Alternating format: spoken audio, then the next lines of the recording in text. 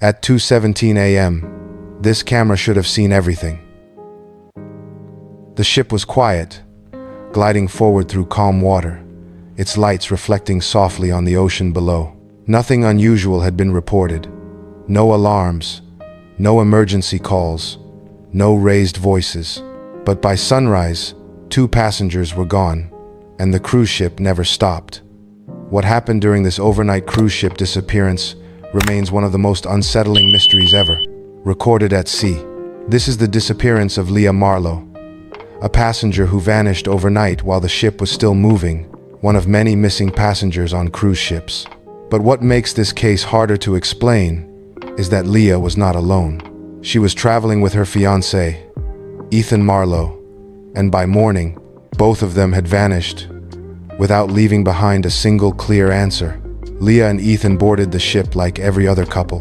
They checked in together, smiling for photos, carrying small suitcases filled with clothes meant for dinners, shore excursions, and quiet nights on deck.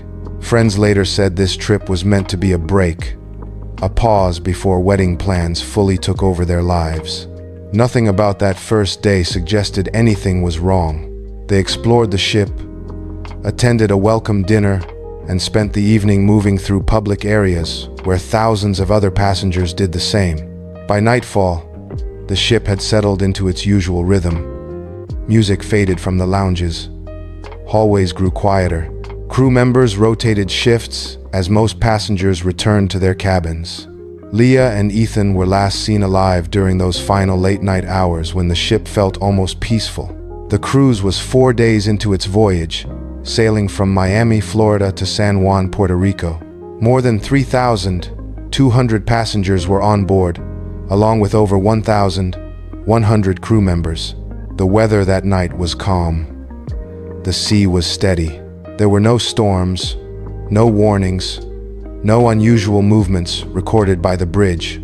By all accounts, it was just another night at sea. The last confirmed sighting of Leah happened at approximately 1:48 a.m.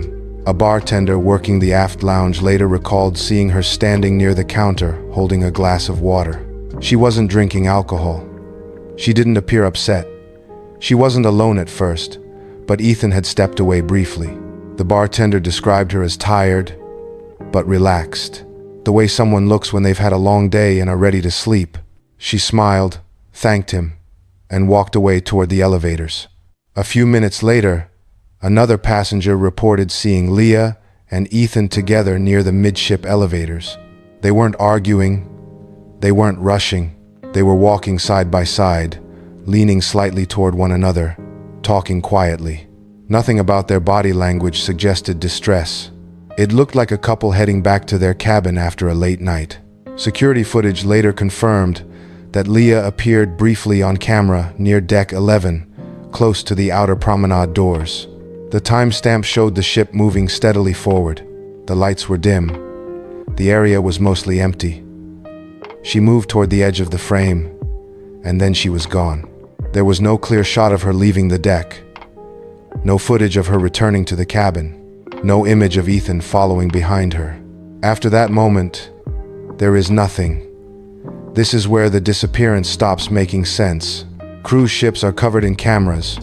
Public areas, hallways, stairwells, decks, lounges, elevators. The industry often emphasizes how closely everything is monitored.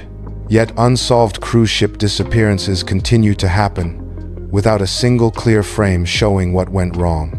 In Leah's case, investigators later acknowledged several blind spots between camera angles. There were areas where someone could move for a short period without being recorded. There were also delayed alerts. Certain doors logged activity but did not trigger immediate notifications. Night shift monitoring was limited, with fewer crew actively watching camera feeds in real time.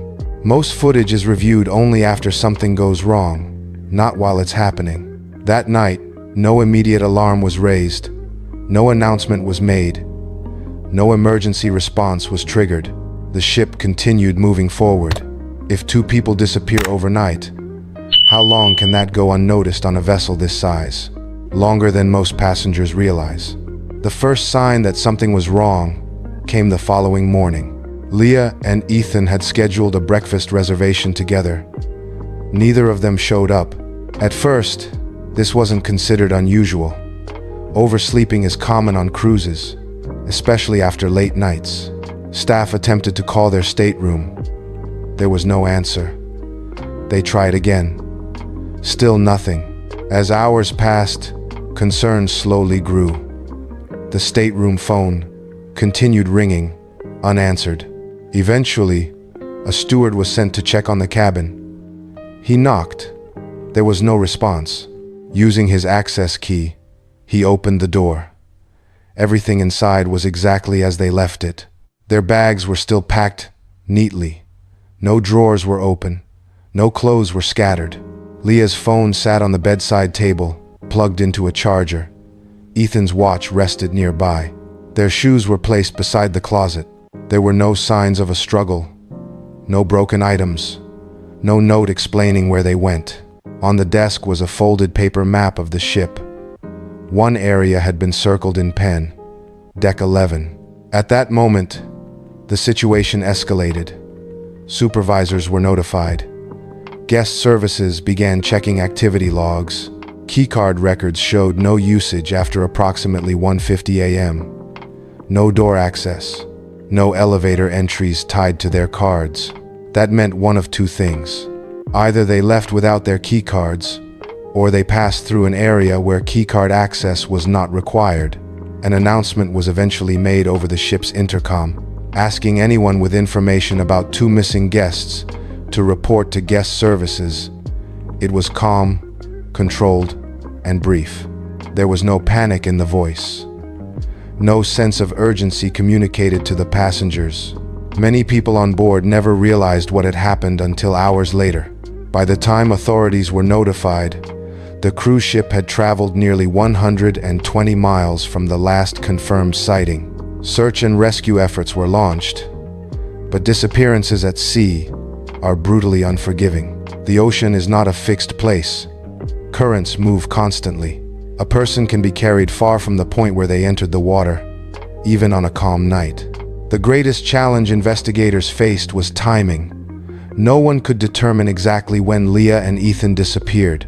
Was it shortly after 1:48 a.m.? Was it closer to 3 a.m.? Was it just before dawn? Without a precise time frame, the search area expanded rapidly. Each hour widened the radius. Each mile increased the chances that nothing would ever be found. Crew members searched public decks, stairwells, and restricted areas. They checked behind locked doors, storage spaces, and areas passengers were not supposed to access. Nothing turned up. No personal items. No dropped phone. No trace of movement beyond the last known footage. Eventually, the ship slowed and adjusted its course slightly, but it could not fully turn back. With thousands of passengers on board and a schedule to maintain, the ship continued forward, leaving behind an invisible trail of unanswered questions in the water. As with all disappearances at sea, theories quickly emerged. The first theory suggests an accidental fall. Deck 11 was open to the ocean, and some believe Leah, or Ethan, may have leaned too far over a railing or climbed where they shouldn't have. Supporters of this theory argue that accidents can happen quickly, especially at night when visibility is low. However, this explanation does not account for how two adults could fall without a witness, without a scream being heard, and without a camera capturing at least part of the event. It also fails to explain why both individuals disappeared together. Another theory points to a medical emergency. Leah appeared tired and was drinking water, not alcohol. It's possible she felt unwell, became disoriented, or needed assistance. Ethan may have gone with her to find help.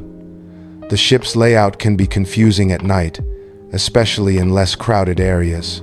But again, this theory leaves major gaps. There were no medical logs, no calls to the infirmary, no record of staff responding to a health issue. Both phones remained in the cabin, unused. A third and more troubling theory involves foul play. This possibility raises uncomfortable questions about blind spots, delayed responses, and how easily someone could move unseen in certain areas of a ship. Supporters of this theory point to the lack of immediate action and the absence of publicly released footage. However, foul play also presents its own challenges. How could two people be taken without noise, without witnesses, and without leaving a single trace behind? Each theory explains something, but none explain everything. No bodies were ever recovered. No definitive evidence was made public. The cruise line released a statement expressing sympathy and stating they cooperated fully with authorities.